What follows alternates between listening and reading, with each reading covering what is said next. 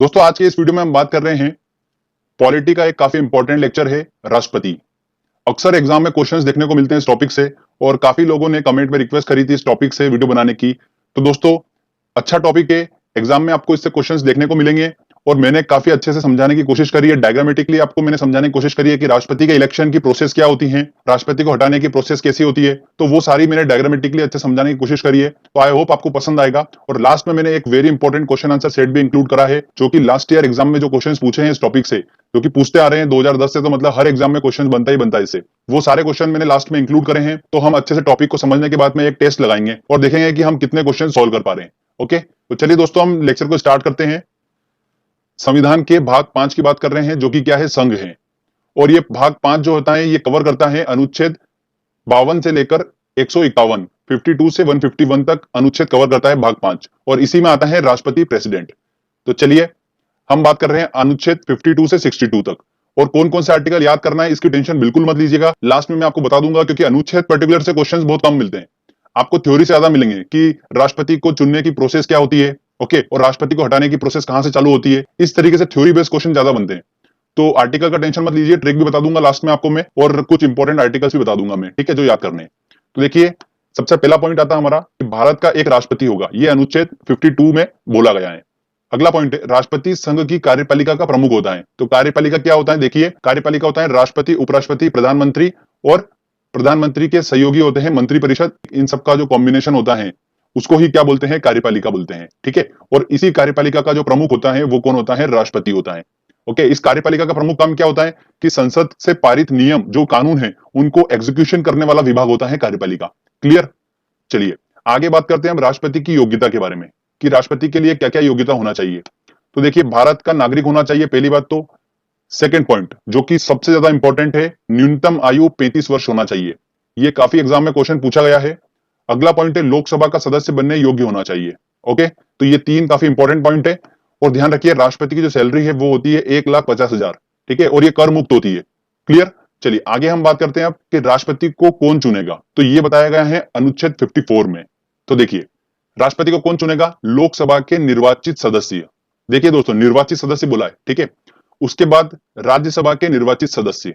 और आप सभी को पता होगा कि लोकसभा और राज्यसभा का कॉम्बिनेशन क्या होता है, पार्लियामेंट मतलब संसद, ठीक है। ये हम आगे आने वाले लेक्चर में कवर करेंगे, बस आप इतना ध्यान रखिए, लोकसभा, राज्यसभा, संसद। तो लोकसभा के निर्वाचित सदस्य, राज्यसभा के निर्वाचित सदस्य, और एमएलए ऑफ स्टेट्स, ठीक है, विधायक, राज्यों के विधायक। तो कौन कौन से राज्यों के, देखिए 29 ही राज्यों के और 2 केंद्र शासित प्रदेश के, दिल्ली और पांडिचेरी, इनके विधायक, ये सब मिलकर क्या करते हैं, वोट देते हैं, और उसके बाद राष्ट्रपति निर्धारित होता है। ठीक है फ्रेंड्स, समझ में आया आपको प्रोसेस। लोकसभा के निर्वाचित सदस्य, राज्यसभा के निर्वाचित सदस्य, एमएलए ऑफ स्टेट्स, 29 राज्यों और 2 केंद्र शासित प्रदेश के, ये सब वोट करते हैं और फिर राष्ट्रपति डिसाइड होता है। अब हम बात करते हैं राष्ट्रपति के चुनाव की पद्धति के बारे में। तो देखिए कौन सी पद्धति होती है, सिंगल ट्रांसफरेबल वोटिंग सिस्टम, एकल संक्रमणीय वोट पद्धति। काफी इंपॉर्टेंट है, काफी क्वेश्चंस बनते हैं इससे। अब ये पद्धति होती क्या है हम इसको समझते हैं। तो देखिए दोस्तों, आपने लोकसभा का इलेक्शन हुआ था तो आपने वोट दिया होगा, तो आपके सामने 3-4 ऑप्शन होंगे, आप पर्टिकुलर किसी एक को वोट देके आए। ओके, बट राष्ट्रपति के चुनाव में ऐसा नहीं होता है। यहां पर क्या होता है, देखिए जितने कैंडिडेट होंगे सबको वोट देना होता है प्रायोरिटी के आधार पर। देखिए एक एग्जांपल मैंने लिया है, जैसे कि आपको दिख रहा है यहां पर, मान लेते हैं कि 3 उम्मीदवार खड़े हैं राष्ट्रपति के लिए, ठीक है, मीरा कुमारी, रामनाथ कोविंद और प्रणब मुखर्जी।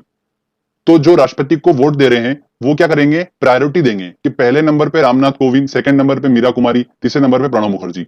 तो इस तरीके से वो प्रायोरिटी देते हैं और फिर काउंटिंग होती है कि किसकी प्रायोरिटी सबसे ज्यादा है, वो राष्ट्रपति चुन लिया जाता है। ओके, तो ये वाली मेथड होती है सिंगल ट्रांसफरेबल वोटिंग सिस्टम, एकल संक्रमणीय वोट पद्धति। अब बात करते हैं हम राष्ट्रपति के शपथ की। तो राष्ट्रपति को शपथ कौन दिलाता है, देखिए भारत के सर्वोच्च न्यायालय सुप्रीम कोर्ट का मुख्य न्यायाधीश जो होगा वो राष्ट्रपति को शपथ दिलवाता है। काफी इंपॉर्टेंट है, ध्यान रखिएगा ये वाला पॉइंट। दोस्तों अब हम बात करते हैं कि राष्ट्रपति को हटाने की प्रोसेस क्या होती है। तो राष्ट्रपति को महाभियोग के द्वारा हटाया जा सकता है, ये संविधान में बोला गया है आर्टिकल 61 में, अनुच्छेद 61 में। अब देखिए क्या होता है, महाभियोग की प्रक्रिया कहां से होती है, तो ये होती है संसद से। तो ये भी एग्जाम में क्वेश्चन बनता है। संसद क्या है, लोकसभा और राज्यसभा, आपको पता है, मैंने बताया। तो अब जो महाभियोग की प्रक्रिया है ना इंपीचमेंट की, ये लोकसभा से भी चालू हो सकती है और राज्यसभा से भी, जरूरी नहीं है कि लोकसभा से ही होगी। अब इसकी प्रोसेस क्या होती है, देखिए मान लेते हैं कि चलो लोकसभा से चालू हो रही है, तो देखिए सबसे पहले क्या होगा, स्टेप 1 ये होगी कि लोकसभा के 1/4 लोग लिखित में नोटिस देंगे राष्ट्रपति को। उसके बाद क्या होता है, देखिए 14 दिन बाद में फिर लोकसभा में वोटिंग होती है, और अगर उस वोटिंग में 2/3 बहुमत मिल गया उस प्रस्ताव को, तो प्रस्ताव फिर आगे बढ़ेगा और कहां जाएगा, राज्यसभा के पास जाएगा। फिर राज्यसभा में वोटिंग होती है, अगर 2/3 बहुमत अगर वहां पर भी मिल गए तो राष्ट्रपति को फिर हटा दिया जाता है। अब ये प्रोसेस लोकसभा से हमने समझी, हो सकता है राज्यसभा से भी हो जाए, तो कहीं से भी चालू हो सकती है, ठीक है। तो ये क्वेश्चन एग्जाम में बनता है। तो फ्रेंड्स आपको समझ में आया, इंपीचमेंट की प्रोसेस कहां से स्टार्ट होती है, संसद से। लोकसभा या राज्यसभा से चालू हो सकती है, वो जरूरी नहीं है कि लोकसभा से या राज्यसभा से ही, ठीक है। अब दोस्तों हम बात करते हैं राष्ट्रपति के अधिकार की। तो देखिए राष्ट्रपति निम्नलिखित की नियुक्ति करता है, किस किस की, प्रधानमंत्री की सलाह पर मंत्रिपरिषद, सर्वोच्च न्यायालय और उच्च न्यायालय के मुख्य न्यायाधीशों की, attorney general of India, Bharat का मुख्य न्यायवादी, लोक सेवा आयोग के अध्यक्ष और सदस्यों की नियुक्ति करता है, वित्त आयोग के सदस्यों की, मतलब वित्त आयोग की नियुक्ति कौन करता है, राष्ट्रपति ही करता है। राज्यों के राज्यपाल, ध्यान रखिएगा, राज्यों के राज्यपाल की नियुक्ति भी कौन करता है, राष्ट्रपति ही करता है। ओके फ्रेंड्स, तो ये काफी इंपॉर्टेंट है, इन सबसे क्वेश्चंस बनते हैं एग्जाम में। राष्ट्रपति जो होता है वो संसद का अभिन्न अंग होता है, संसद का, पार्लियामेंट का। और संसद द्वारा पारित विधेयक, जो भी संसद द्वारा पारित विधेयक है वो राष्ट्रपति के पास जाते हैं, और राष्ट्रपति के अनुमोदन के बाद ही वो कानून बनता है। ऐसे कानून नहीं बन जाता है, फाइनल मोहर जो होती है वो राष्ट्रपति की लगती है उसके ऊपर। अब एक बात और इंपॉर्टेंट ध्यान सुनिए कि संसद द्वारा एक कोई विधेयक राष्ट्रपति के पास पहुंचा, तो राष्ट्रपति के पास कुछ शक्तियां होती है। वो क्या होती है कि राष्ट्रपति के पास जो विधेयक पहुंचा है, ना तो राष्ट्रपति उसको इनकार कर रहा है, ना अनुमोदित कर रहा है, ठीक है, ना उसको उस पर फाइनल मोहर लगा रहा है, और ना ही पुनर्विचार के लिए संसद में वापस दे रहा है। मतलब राष्ट्रपति ने वो विधेयक अपने पास ही रख लिया, किसी को जवाब देने की जरूरत ही नहीं है। तो ऐसी पावर जो होती है राष्ट्रपति की, वो क्या कहलाती है, पॉकेट वीटो, ठीक है। मतलब पॉकेट वीटो का यूज कर लिया राष्ट्रपति ने।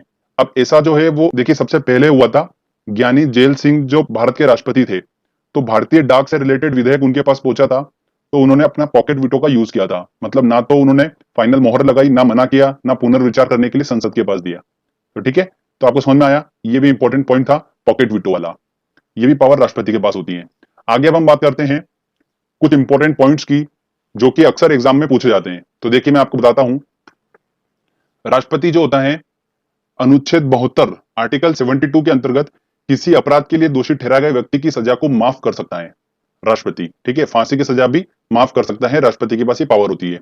तो आर्टिकल 72 के तहत देश की तीनों सेनाओं का प्रमुख कौन होता है, राष्ट्रपति होता है, ठीक है। ये भी काफी इंपॉर्टेंट पॉइंट है। राष्ट्रपति अपना त्याग पत्र किसको देगा, उपराष्ट्रपति को देगा। ये वाला क्वेश्चन 10 से 15 बार एग्जाम में पूछ लिया है। आप क्वेश्चन आंसर टेस्ट लगाएंगे तो आपको दिखेगा, देखिए दोस्तों, कि कहां कहां पर ये क्वेश्चन पूछा है। तो राष्ट्रपति अपना त्याग पत्र किसको देगा, उपराष्ट्रपति को देगा। और राष्ट्रपति के त्याग पत्र के बाद 6 महीने तक उसका पद उपराष्ट्रपति संभाल सकता है, ठीक है। कितने महीने तक, 6 महीने तक संभाल सकता है। संसद के सदस्यों को चुनने की शक्ति भी राष्ट्रपति के पास होती है। लोकसभा के 2 सदस्य चुन सकता है, आंग्ला समुदाय के 2 सदस्य चुन सकता है राष्ट्रपति। राज्यसभा के 12 सदस्यों को चुन सकता है राष्ट्रपति, कला, साहित्य, पत्रकारिता, विज्ञान और सामाजिक कार्यों के क्षेत्र से रिलेटेड 12 सदस्यों को चुन सकता है राष्ट्रपति। तो टोटल मिला के संसद में 14 सदस्यों को चुन सकता है राष्ट्रपति। कितने सदस्यों को, 14 सदस्यों को। तो ये एग्जाम में क्वेश्चंस पूछे जाते हैं। अगली हम बात करते हैं दोस्तों, एक इंपॉर्टेंट नोट है, संसद के दोनों सदनों का संयुक्त सत्र राष्ट्रपति बुला सकता है। और एक एग्जाम में क्वेश्चन अभी पूछा जा रहा है बार बार कि लोकसभा के अध्यक्ष की नियुक्ति कौन करता है, तो राष्ट्रपति नहीं करता है। ना तो लोकसभा के अध्यक्ष की नियुक्ति, ना राज्यसभा के अध्यक्ष की नियुक्ति, इन दोनों के अध्यक्ष की नियुक्ति राष्ट्रपति नहीं करता है। अब दोस्तों हम बात करते हैं राष्ट्रपति की आपातकाल इमरजेंसी शक्तियों के बारे में। इससे रिलेटेड मैंने एक ट्रिक बना रखी है, डिस्क्रिप्शन में आपको लिंक मिल जाएगी। 3-5-2 वाली ट्रिक है, वो आसानी से आप वो आर्टिकल याद कर लेंगे। देखिए अब संविधान में 3 प्रकार के आपातकाल का प्रावधान है। कौन कौन से, राष्ट्रीय आपातकाल, किसी राज्य में राष्ट्रपति शासन, और तीसरा आता है वित्तीय आपातकाल। ये 3 प्रकार के आपातकाल का प्रावधान है। कौन कौन से हैं, देखिए आर्टिकल 352, आर्टिकल 356 और आर्टिकल 360। तो दोस्तों जो ट्रिक मैंने डिस्क्रिप्शन में लिंक दे रखी है, उसकी हेल्प से आप 352 तक पहुंच जाएंगे। उसके बाद देखिए संविधान में चूंकि 3 आपातकाल है, तो आपको 3-3 आर्टिकल छोड़ने, ठीक है। 352 से 3 आर्टिकल छोड़ेंगे तो 356 तक पहुंच जाएंगे, फिर 3 छोड़ेंगे तो 360 तक पहुंच जाएंगे। ओके, तो आपको ये 3 याद करने हैं। अब कैसे याद रखेंगे, देखिए सीक्वेंस, तीनों मैंने आपको बताया आपातकाल, एक राष्ट्रीय, एक राज्य से रिलेटेड और एक धन से रिलेटेड। तो सबसे पहले हम किसकी बात करेंगे, राष्ट्र की बात करेंगे। तो सबसे पहले नंबर पे राष्ट्रीय आपातकाल आएगा। सेकेंड चीज, उसके बाद हम राष्ट्र के बाद में राज्य की बात करेंगे, तो फिर राज्य आएगा, राज्य में राष्ट्रपति शासन। तीसरी हम बात करेंगे लास्ट में धन की, तो वित्तीय आपातकाल सबसे लास्ट में। तो सीक्वेंस आपको समझ में आ गया होगा तो ये इस तरीके से आप काफी अच्छे से याद रख सकते हैं इसको, ठीक है। बशर्ते कि 352 तक पहुंचना पड़ेगा। उसके लिए जरूरी है दोस्तों आपकी वो ट्रिक देख ले, उससे आप आसानी से यहां तक पहुंच जाएंगे। ओके, अब देखिए, वित्तीय आपातकाल भारत में आज तक कभी नहीं लगा है। तो ये भी एग्जाम में क्वेश्चन बन रहा है कि वित्तीय आपातकाल भारत में कितनी बार लगा है, तो लगा ही नहीं है अभी तक। तो ध्यान रखिए, राज्य में राष्ट्रपति शासन तो लग चुका है काफी बार। राष्ट्रीय आपातकाल की बात करते हैं, तो ध्यान से सुनिए, सिर्फ और सिर्फ 3 बार राष्ट्रीय आपातकाल लगा है। कितनी बार? 3 बार। और राष्ट्रीय आपातकाल जो होता है वो राष्ट्रपति किन कंडीशन में लगाता है? देखिए, 3 कंडीशन: युद्ध, बाह्य आक्रमण और सशस्त्र विद्रोह। ठीक है, ये सशस्त्र विद्रोह जो है ये संविधान के 44वें संविधान संशोधन में जोड़ा गया। मैं आपको अभी क्लियर कर दूंगा। तो इन तीनों कंडीशन में राष्ट्रपति राष्ट्रीय आपातकाल की घोषणा करता है। तो चलिए मैं आपको बताता हूं कि वो 3 राष्ट्रीय आपातकाल कब कब लगे। देखिए, 1962 में भारत चीनी युद्ध हुआ था, तब लगा था। 1971 में भारत पाक युद्ध हुआ था, तब लगा था। और 1975 में आंतरिक अशांति के आधार पर आपातकाल लगा था। तो फ्रेंड्स, इस आंतरिक अशांति को संविधान के 44वें संविधान संशोधन के तहत चेंज कर दिया और सशस्त्र विद्रोह को जोड़ दिया गया। मतलब युद्ध या फिर सशस्त्र विद्रोह की कंडीशन में राष्ट्रीय आपातकाल की घोषणा कर सकता है राष्ट्रपति। क्लियर? तो ये तीनों पॉइंट है। 1975 वाला क्वेश्चन एग्जाम में पूछा गया है कि आंतरिक अशांति के आधार पर राष्ट्रीय आपातकाल कब लगा था, तो वो 1975 में लगा था। ठीक है, अब हम कुछ फैक्ट्स की बात करते हैं। देखिए, एकमात्र व्यक्ति जो 2 बार राष्ट्रपति रहे वो कौन है? राजेंद्र प्रसाद। और ये बात ध्यान रखिएगा कि राजेंद्र प्रसाद जो थे वो कहां से थे? बिहार से थे। ये भी एसएससी में क्वेश्चंस बन रहे हैं। पहली महिला राष्ट्रपति कौन है? प्रतिभा पाटिल है। निर्विरोध जीतने वाले राष्ट्रपति कौन है? नीलम संजीव रेड्डी थे। ठीक है, जो निर्विरोध जीत गए थे राष्ट्रपति चुनाव। कितने राष्ट्रपति की मृत्यु उनके कार्यकाल के दौरान हुई थी? तो 2 थे, जाकिर हुसैन और फखरुद्दीन अली अहमद। ये दोनों राष्ट्रपति ऐसे थे जिनकी मृत्यु कार्यकाल के दौरान हो गई थी। तो ये कुछ इंपॉर्टेंट पॉइंट्स हैं। तो फ्रेंड्स, यहां पर हमारा जो थ्योरी वाला सेक्शन है पूरा राष्ट्रपति से रिलेटेड, वो हमने कंप्लीट करा है। ओके, अब मैं आपको स्टार्टिंग बता देता हूं। आपको ध्यान रखना है आर्टिकल 52, जिसमें बताया गया है कि भारत का एक राष्ट्रपति होगा। उसके बाद आपको याद करना है आर्टिकल 54, जिसमें मैंने आपको बताया राष्ट्रपति को कौन चुनेगा, मतलब निर्वाचन। ठीक है, तीसरा आपको याद करना है महाभियोग, मतलब आर्टिकल 61। ये तीनों आर्टिकल आपको याद रखना है।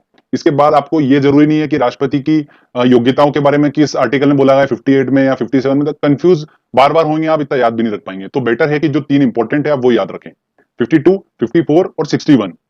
महाभियोग मतलब इंपीचमेंट से रिलेटेड एक और पॉइंट सुन लीजिए कि ये यूएसए के कॉन्स्टिट्यूशन से लिया गया है।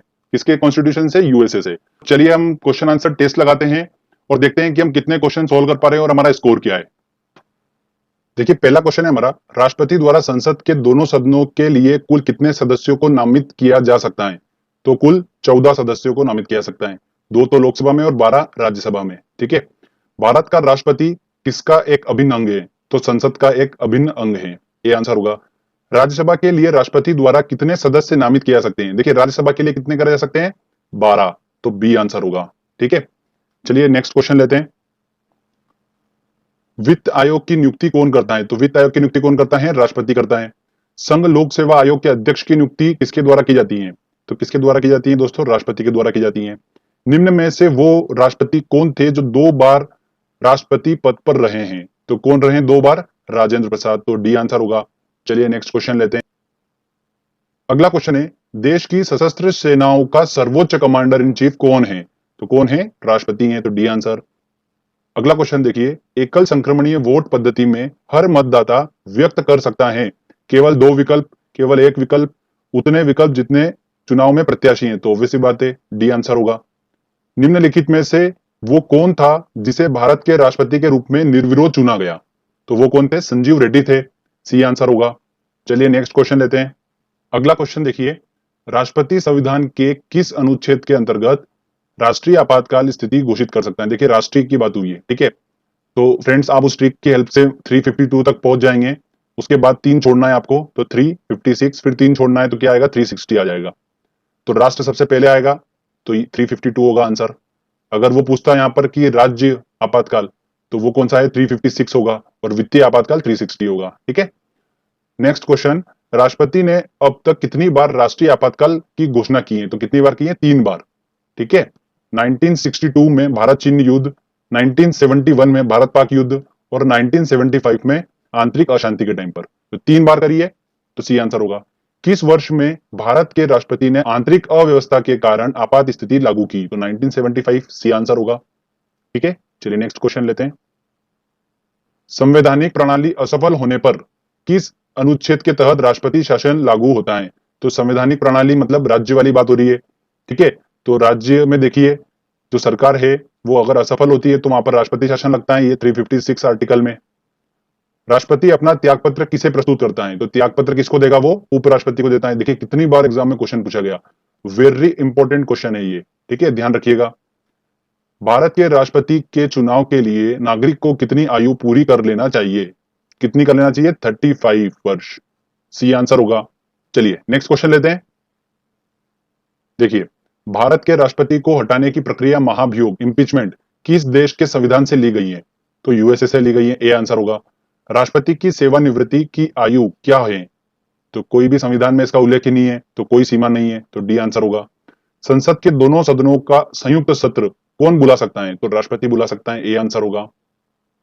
संविधान में कितने प्रकार के आपातकाल का प्रावधान है? तो कितने प्रकार के आपातकाल? 3 प्रकार के। ठीक है, मैं आपको बता चुका हूं। भारत में कितनी बार राष्ट्रपति वित्तीय आपात की स्थिति घोषित कर चुके हैं? तो वित्तीय आपात की स्थिति कितनी बार घोषित कर चुके हैं? एक बार भी नहीं, तो कभी नहीं। ए आंसर होगा। वित्तीय आपातकाल का उल्लेख किस अनुच्छेद में किया गया है? तो अनुच्छेद 360 में किया गया है। ओके, चलिए नेक्स्ट क्वेश्चन लेते हैं। भारत में किस प्रकार की आपात स्थिति अभी तक केवल एक बार लागू की गई है? आंतरिक आपात स्थिति, राज्य आपात स्थिति। राज्य आपात स्थिति तो कई बार हो चुकी है। बाह्य आपात स्थिति, वित्तीय आपात स्थिति। वित्तीय आपात स्थिति तो हुई नहीं है, तो ये तो कैंसिल हो गया। बाह्य आपात स्थिति 2 बार हो चुकी है, युद्ध वाली कंडीशन 1962 और 1971, तो ये भी नहीं होगा। राज्य आपात स्थिति भी कई बार हो चुकी है, मतलब आंतरिक 1975 में हुई थी, वो भी एक बार, तो ए आंसर होगा इसका। भारत के राष्ट्रपति पर महाभियोग चलाया जा सकता है, कौन चलाता है? देखिए केंद्रीय न्यायालय द्वारा, उच्चतम न्यायालय द्वारा, बिल्कुल भी नहीं, संसद द्वारा, तो डी आंसर होगा। स्वतंत्र भारत के पहले राष्ट्रपति थे, कहां से थे? बिहार से थे। मैंने आपको बताया था राजेंद्र प्रसाद जो थे वो कहां से थे? बिहार से थे। ओके, पहले राष्ट्रपति थे राजेंद्र प्रसाद। तो फ्रेंड्स यहाँ पर हमारा ये टॉपिक कंप्लीट होता है। हमने अच्छे से पहले टॉपिक को समझा, फिर हमने क्वेश्चन आंसर टेस्ट भी लगाया। आई होप आपने भी अच्छे से क्वेश्चन सॉल्व कर लिए होंगे। तो फ्रेंड्स वीडियो अच्छा लगा है तो जल्दी से वीडियो को